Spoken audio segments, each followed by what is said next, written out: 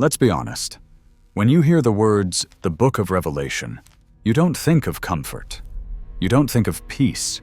You think of a horror movie. You picture seven-headed dragons, oceans turning to blood, stars falling from the sky, and a terrifying countdown to the end of the world. For the last century, pop culture and sensationalist preachers have turned the final book of the Bible into a source of absolute dread. It has become a riddle to be solved, a code to be cracked, or for many of us, a nightmare to be avoided entirely. But here is the massive irony that we have to confront right at the start. The book wasn't written to scare you.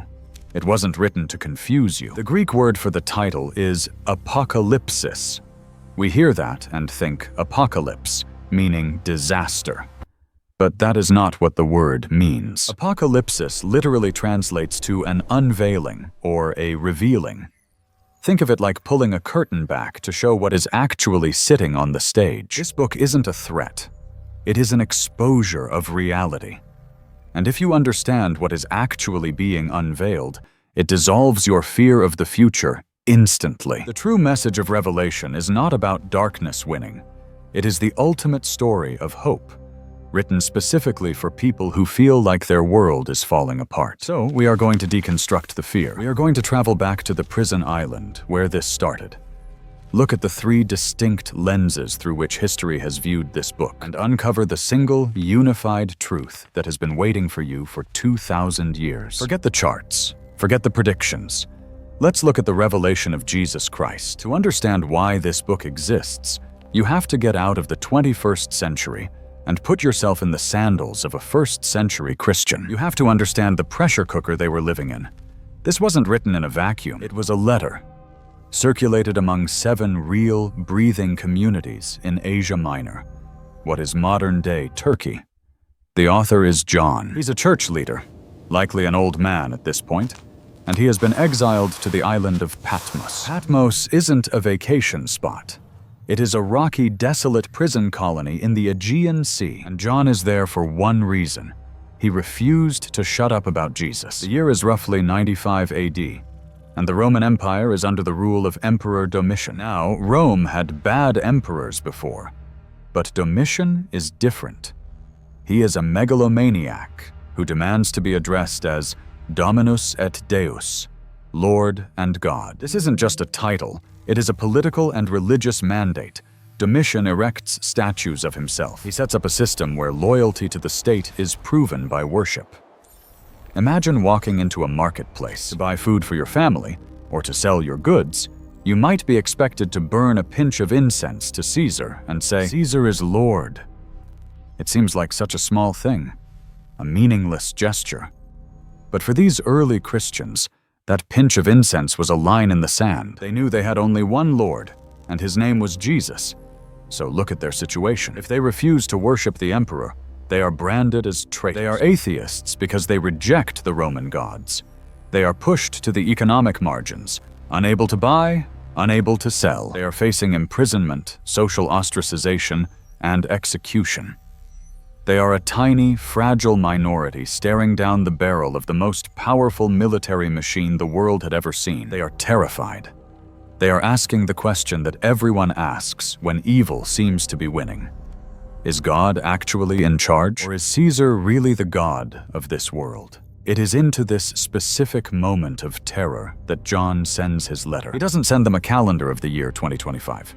He sends them a wartime manual for survival. He pulls back the curtain, the apocalypsis, to show them that behind the might of Rome, behind the legions and the statues, there is a spiritual war happening. And more importantly, he shows them that the throne of the universe is not occupied by Domitian. It is occupied by a lamb who was slain but is now standing. The weird symbols, the beasts, the cosmic battles, they aren't meant to be a biology textbook. They are political cartoons and spiritual metaphors designed to embolden a persecuted people to stand firm and not compromise. Now, because John wrote in this highly symbolic genre called apocalyptic literature, readers over the last 2 millennia have developed different ways to decode the message. Think of these as different pairs of glasses. Depending on which pair you put on, the symbols look very different. There are 3 main views you need to know. the preterist, the futurist, and the idealist. Let's put on the first pair of glasses, the preterist view. The word comes from the Latin for past. This view argues that the vast majority of Revelation was fulfilled in the 1st century, right after John wrote it. When a preterist reads about the beast rising from the sea, they don't look for a modern politician. They look at the horizon of the 1st century and see the Roman Empire rising across the Mediterranean. They point to the famous number of the beast, 666. In ancient Hebrew, letters served as numbers, a system called gematria. If you take the name Nero Caesar and spell it in Hebrew characters, the numerical value adds up to exactly 666. For these scholars, the book is a coded message about the cruelty of Nero and the Roman system. When the book speaks of judgment and the destruction of a great city, preterists point to the catastrophic destruction of Jerusalem by Roman armies in 70 AD. The strength of this view is that it respects the original audience. It means the book was relevant to the people who first received it. It wasn't a message about nuclear war 2,000 years later. It was about their suffering, their tyrant, and their deliverance. But then there is the second pair of glasses, and this is the one you are probably most familiar with. The futurist view. This is the perspective that dominates best-selling books and blockbuster movies. The futurist believes that from chapter 4 onward, Revelation is a prophecy about events that haven't happened yet. They see the book as a chronological timeline of the end times. When they read about the beast, they aren't thinking of Nero. They are anticipating a future global dictator, the Antichrist, who will unite the world under a one-world government. The mark of the beast isn't an ancient trade guild token or an allegiance to Rome. It is a literal future technology, a chip or a code, required to participate in a global digital economy. Babylon the Great is viewed as a future geopolitical superpower or a corrupt religious system that will rise in the last days. The strength here is that it emphasizes the ultimate victory of God. It reminds us that history is linear. It is going somewhere.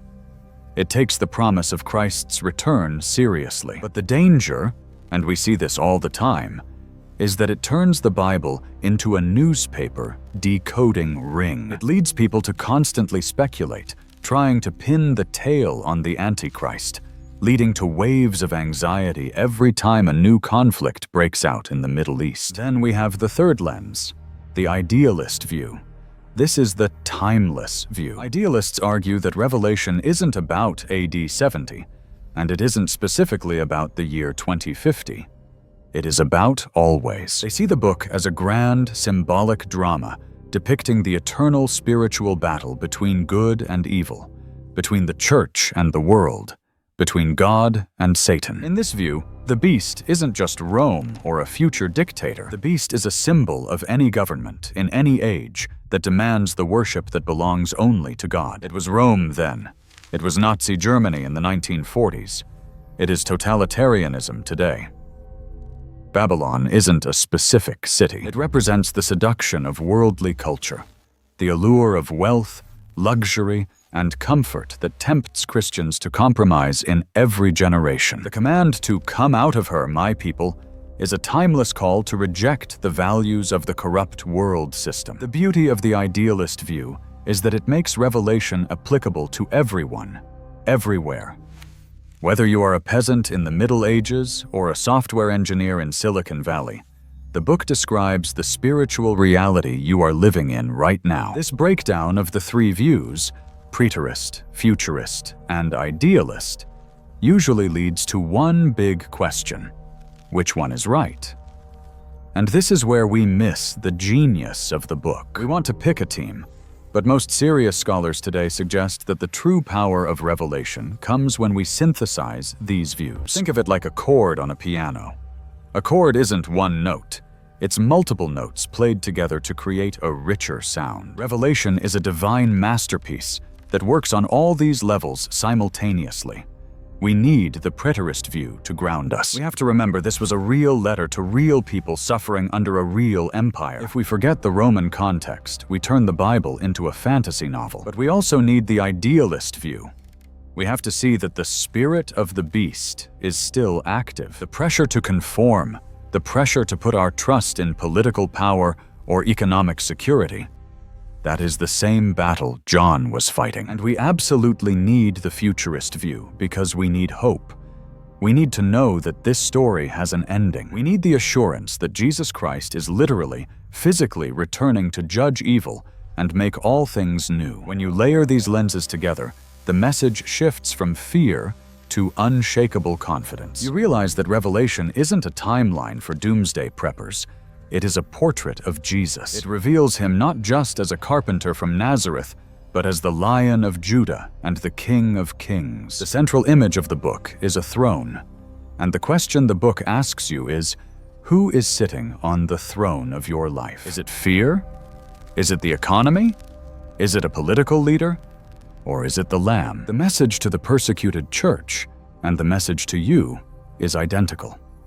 God is in control. Even when it looks like the bad guys are winning, even when the world feels chaotic, the verdict has already been read. The victory has already been won. Your suffering is not meaningless.